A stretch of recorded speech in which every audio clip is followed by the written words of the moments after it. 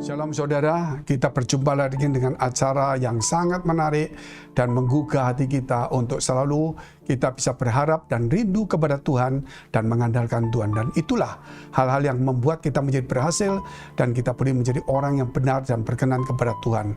Karena dunia saat ini sudah disodorkan untuk orang mengandalkan dirinya sendiri atau mengandalkan Tuhan. Terlebih ketika kita menjadi egois, maka kita selalu ingat kesalahan orang lain. Namun ketika kita hidup di dalam Tuhan, maka kita selalu ingat bahwa kita juga pernah bersalah, sehingga kita belajar untuk mengampuni. Karena ketika kita mengampuni, disitulah iman kita bertumbuh. Ketika iman kita bertumbuh, disitulah kuasa mengampuni dan mujizat itu terjadi. Mari kita tunduk kepala, kita berdoa. Bapa yang baik, Bapa yang kami kenal di dalam nama Tuhan Yesus, kami mengucap syukur Tuhan atas hari ini, sehingga setiap kami boleh membangun hubungan kami dengan Tuhan melalui doa, melalui firman Tuhan, supaya kami diteguhkan, supaya hidup kami penuh dengan damai sejahtera dan kasih daripada Tuhan, supaya sukacita dan ucapan syukur selalu ada dalam kehidupan kami. Ampuni segala dosa salah kami Tuhan, dan juga Engkau memberi kekuatan, kemenangan bagi setiap kami yang dalam pergumulan dari masalah, persoalan, tantangan. Kiranya Tuhan Engkau memberi kekuatan, kemenangan.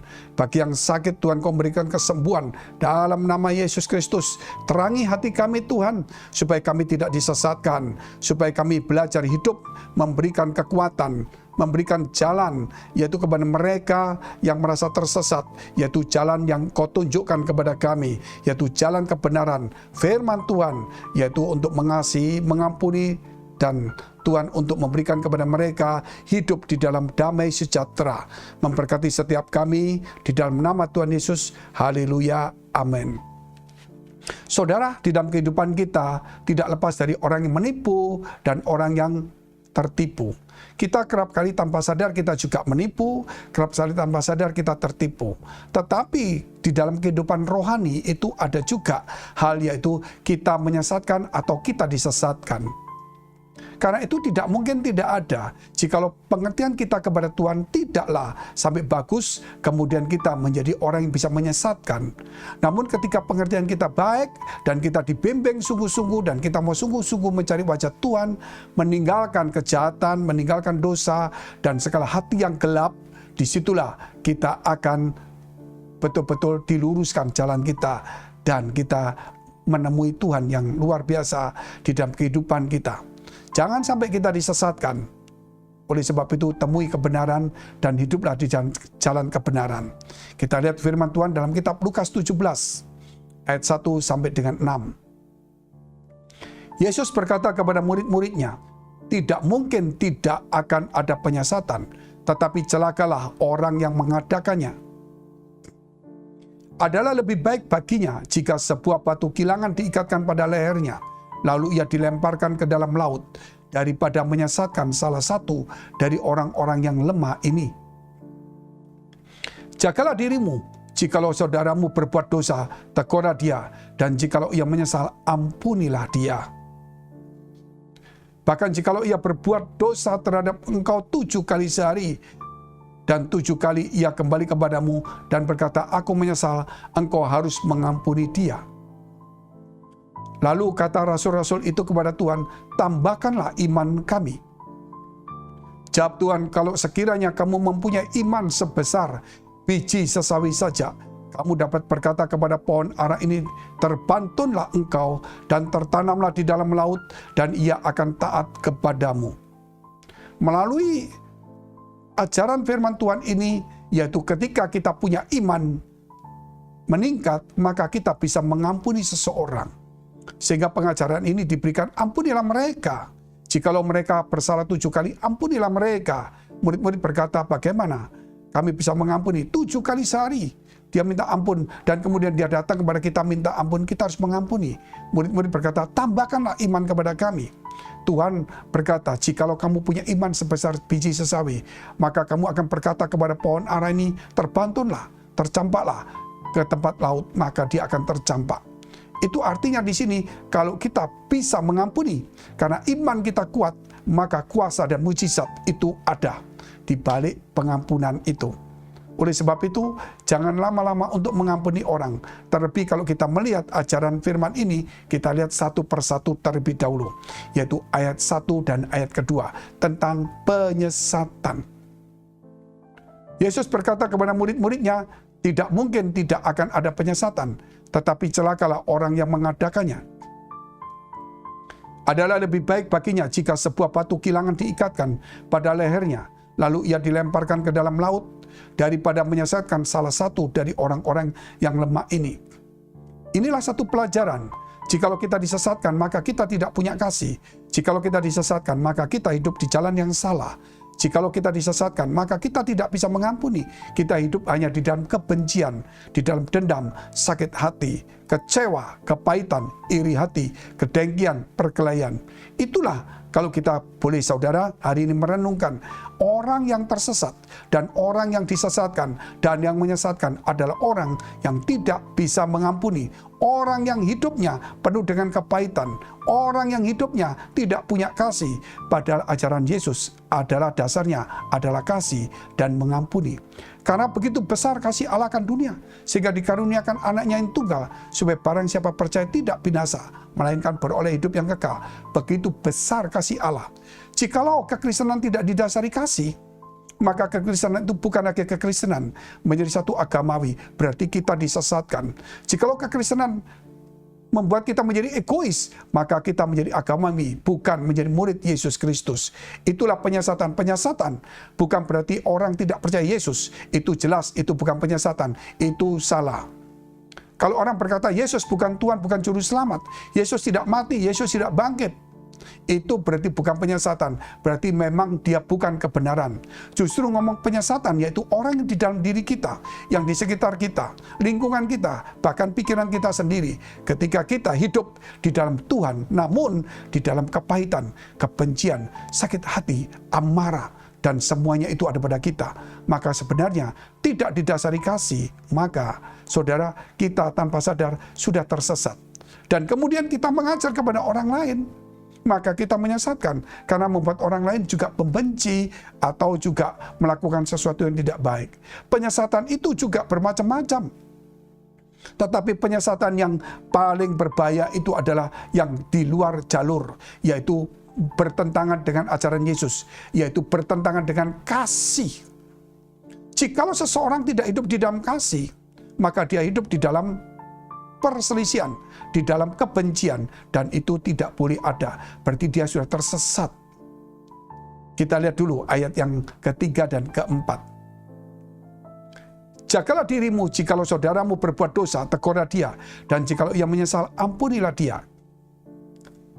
Bahkan jikalau ia berbuat dosa terhadap engkau 7 kali sehari, dan 7 kali ia kembali kepadamu dan berkata, aku menyesal, engkau harus mengampuni. Berbicara tentang penyesatan ini, namun Yesus kemudian mengajarkan tentang pengampunan dosa. Artinya di sini penyesatan yang paling tidak kelihatan adalah penyesatan yang membuat kita menjadi egois. Penyesatan yang membuat kita tidak punya kasih. Penyesatan yang membuat hidup kita penuh dengan kebencian, kepahitan. Penyesatan yang semua kita lakukan itu tanpa kasih. Itu sebenarnya yang Tuhan ingin tekankan, yaitu penyesatan yang tidak terlihat. Saya tidak bicara tentang penyesatan-penyesatan yang lain. Namun ini penyesatan dasar yang seakan-akan kita ini orang hidup benar, di dalam gereja, ajaran kita sebenarnya benar, doa kita benar, iman kita benar, doktrin kita benar, tentang macam-macam sesuai dengan kebenaran. Tapi sebenarnya hati kita tidak punya kasih, kita menjadi egois. Itu penyesatan yang benar-benar yang Tuhan inginkan supaya kita membuang itu semuanya. Jikalau penyesatan doktrin atau apapun ada lawannya. Namun kalau penyesatan tentang kasih dan kebencian itu sulit karena orang sudah menjadi egois di akhir zaman. Sebab itu Tuhan katakan, jikalau seseorang salah, tegur. Dan jikalau dia merasa menyesal, ampuni dia. Dan jikalau dia berdosa kepadamu 7 kali sehari, maka 7 kali juga kamu harus mengampuni. Maka murid-murid berkata, wah berat juga ini hidup. Tetapi itulah dasarnya kasih. Kalau kita pakai kekuatan kita, kita berat.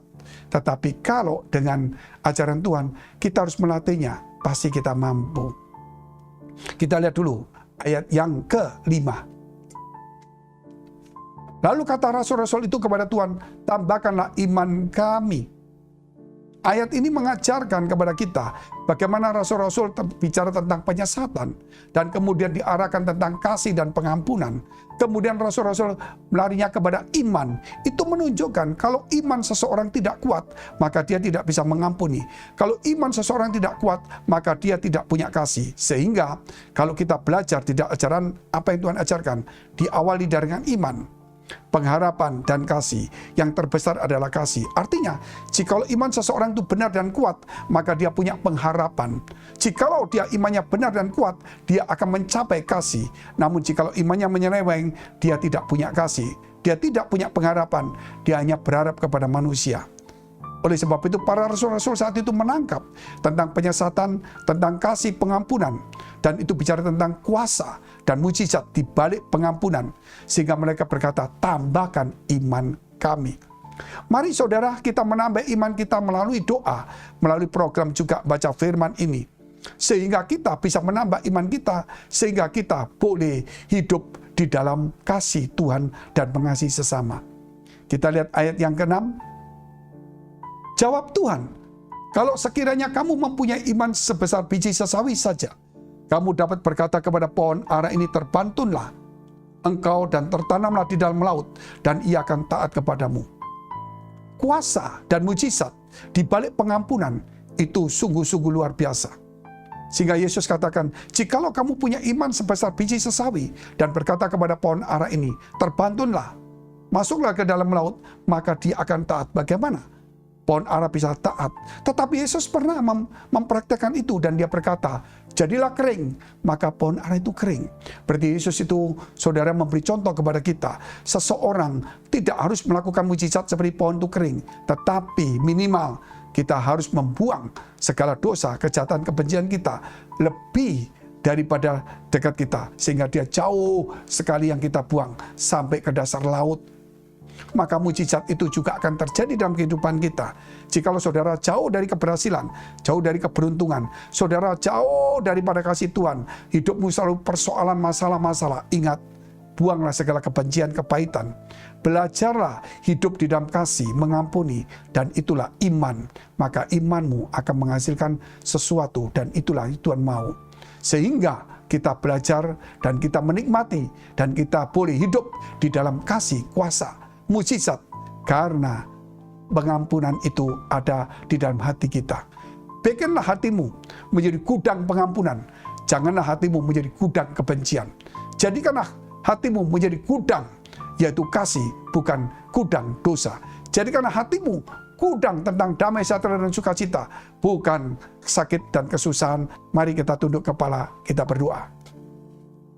Bapa yang baik, Bapa yang kami kenal dalam nama Tuhan Yesus, kami mengucap syukur atas ajaran Tuhan ini, supaya kami tidak sesatkan dan menyesatkan orang lain, sehingga kami belajar untuk hidup di dalam dasar kasih, sehingga kami boleh mengasihi, mengampuni orang lain, Tuhan, dan kami belajar supaya kami menambah iman kami melalui program doa ini dengan firman Tuhan juga, supaya kami punya iman, maka kami bisa memindahkan segala kejahatan kebencian kami terbenam ke tanah, bahkan ke laut. Bahkan Tuhan, kami percaya ketika kami berbicara kepada persoalan kami, kepada apapun untuk supaya jauh, supaya terbenam di dalam laut, maka terjadi.